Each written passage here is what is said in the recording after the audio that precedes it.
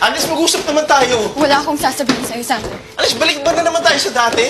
Balik away ulit? Hindi ako nakikipag-away sa'yo, Sandro. Dedeadmahin mo na naman ako. Please, umuwi ka na. Agnes, we were building something between us the past week. Huwag mo sabihin sa akin, hindi mo naramdaman yun. Hindi ko masasabing hindi. Yun naman pala eh. Eh, bakit ganito? Kita ko ulit si Kate. Kayong dalawa. Kate is out of the equation, Agnes. Alam ko. O, alam mo.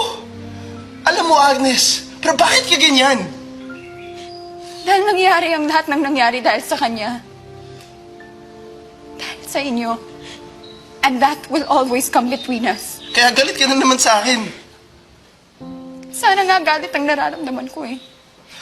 What are you talking about? Wala akong nararamdaman, Sander eh. Hanggang ngayon, wala akong maramdaman.